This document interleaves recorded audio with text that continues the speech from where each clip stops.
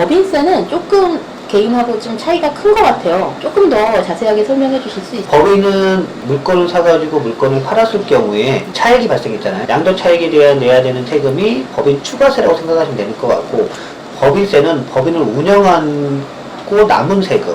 법인세는 법인에 대한 세금은 우리가 1월부터 12월까지 계산을 1년 동안 계산해서 그 다음 3월에 내야 되는 세금이 법인세거든요. 네. 발생한 수익에 대해서 그다음에 운영한 수익을 뺀 다음에 남은 금액에 대해서 내야 되는 게 법인세라고 생각하시면 돼요. 근데 그 법인세에 들어가는 게 뭐 법인에 대한 법인 대표, 내가 1위 법인이기 때문에 내가 그 법인의 대표를 맡고 있다 그러면 급여를 받고 있다 그러면 급여에 대한 월급을 빼야 되는 거고, 그 다음에 법인의 사무실을 구했다, 사무실 운영 비용을 빼는 거고, 그 다음에 법인을 운영하면서 밥도 먹고 차량도 운영하고 그런 비용들이 잡다한 비용이 발생했던 그 모든 비용을 뺀 다음에 남은 세금이 내야 되는 세금이 법인세 10%를 내는 겁니다. 쉽게 말하면 그런 거네요. 개인 종합소득세처럼, 그러니까 1년 동안 번 돈을 쭉 합해서 거기에 뭐 이렇게 뭐 이자 소득 넣고 배당 소득 넣고 뭐 임대 소득 넣고 다 넣은 다음에 아무튼 공제 받고 남은 거에 대한 거를 개인은 종합소득세로 내고, 네네네. 법인은 법인세로 내고. 네, 그렇죠. 그러면은 법인세가 훨씬 줄어드는 이유는 공제되는 게 훨씬 많아서, 그렇죠. 종합소득세에 비해서. 그러면은 할 수 있는 게 일단 뭐 인건비, 네. 대표 1인 법인도 인건비가 나가는 게 맞나요? 인건비를 책정하게 되면 나가는 거고요. 책정을 네. 안 하게 되면 나가지 않습니다. 책정을 안 할 수도 네, 있나요? 안 할 수도 있습니다. 최저임금 안 줘도 되나요? 상관없습니다. 네. 그 법인을 주인은 실질 주인은 나기 때문에 네. 내가 그 법인을 해서 월급을 안 받는다고 해서 내가 노동청에 신고하진 않잖아요. 일단 법인 대표의 월급이 나갈 네. 것이고, 뭐 직원들이 있으면 직원 월급도 나갈 네. 것이고, 사무실 임대료도 공제를 받는다고 그랬죠. 네. 근데 사무실은 만약에 그냥 일반 사무실 얻는 게 아니라 집에다가 법인을 차릴 수도 있지 않나요? 그렇죠. 본인이 거주하고 있는 집이라든지 또는 뭐 부모님이 거주하고 있는 집이라든지 네. 법인의 그 본점 주소지를 등록하는 거는 어떤 기준이 없습니다. 만약에 제가 살고 있는 집에 법인을 세운다면 법인은 월세를 누구한테 내는 거예요? 그 집의 소유자한테 내는 거죠. 내가 만약에 내가 그 법인의 대표이사고 네. 법인을 설립을 했다. 네. 법인을 설립했죠. 나는 법인이랑 분리가 된다고 그랬잖아요. 네.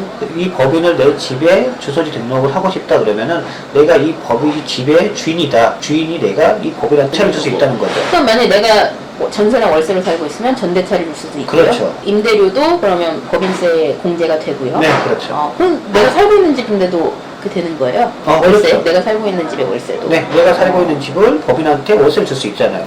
월세를 그렇군요. 주고 법인이 사무실로 사용을 한다 그러면은 가능하기 때문에.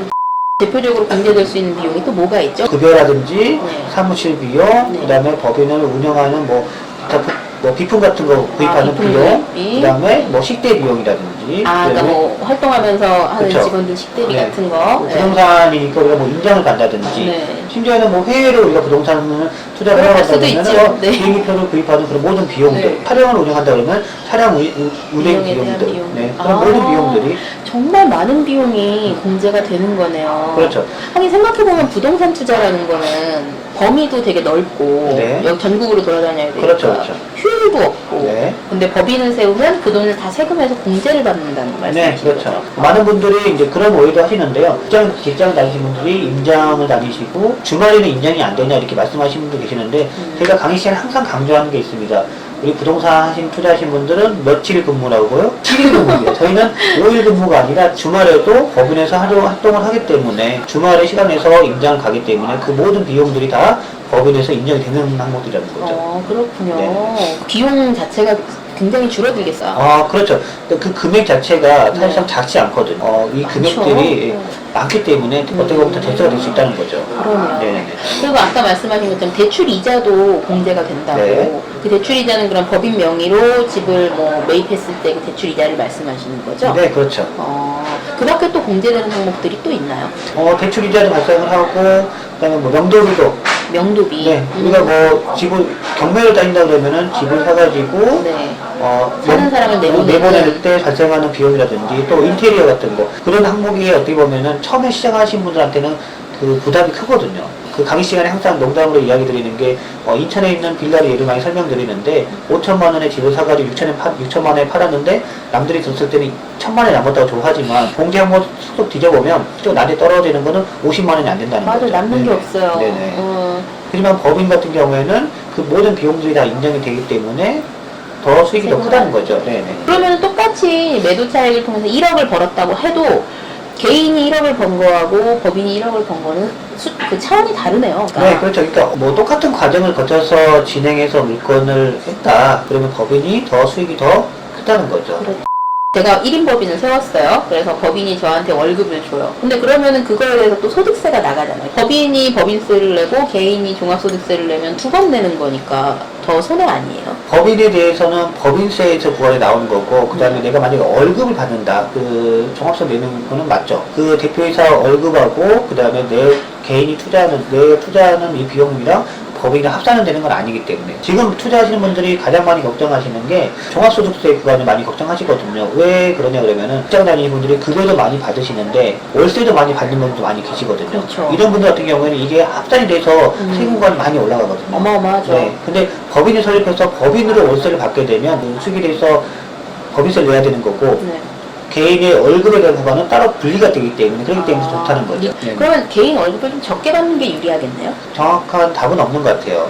각자 상황에 따라서. 네, 상황에 따라서 급여를 많이 받는다고 해서 이 부동산 투자하는데 좋은 혜택이 있다, 좋은 조건이다, 이런 건 없는 것 같아요. 대출 많이 나오지 않아요? 그 법인 대표이사의 급여가 높다고 해서 대출이 뭐 잘 나오거나 그런 적은 없었던 것 같아요. 대표이사가 어느 정도 신용만 받쳐주고, 그 다음에 내가 소득이 있다고만 증명을 해주면은 법인 대출을 해주는 데는 전혀 문제가 없거든요. 그리고 어떤 은행에서는 법인의 소득, 법인의 신용을 안 보고도 결국에는 대출은 법인의 그 부동산을 보고 대출을 해주는 거지 개인을 보고 대출해주는 건 아니거든요. 근데 월급이 확실히 적으면 이래저래 유리한 건 많겠어요. 예를 들어 의료보험이라든지. 네네.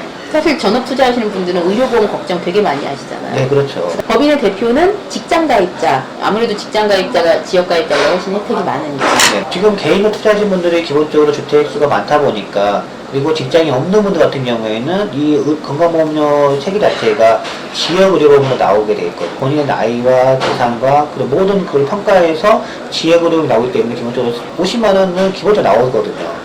이 물건을 몇 개 정도 가지고 있다 그러면. 근데 이 많이 가지고 있는 분들이 부동산을 가지고 있더라도 직장을 다니신 분들은 부동산과 별개로 직장은 직장 가입자가 되기 때문에 급여의 기준에 맞춰서 의료보험료가 책정된다는 거죠. 그래서 제가 여기서 한 가지 팁을 드리자 그러면은 부동산 법인을 설립해서 처음에 급여를 책정할 때 적은 금액을 책정하는 게 더 어떻게 보면 절세에 유리하다. 좋은 꿀팁이네요, 네, 진짜. 네, 네.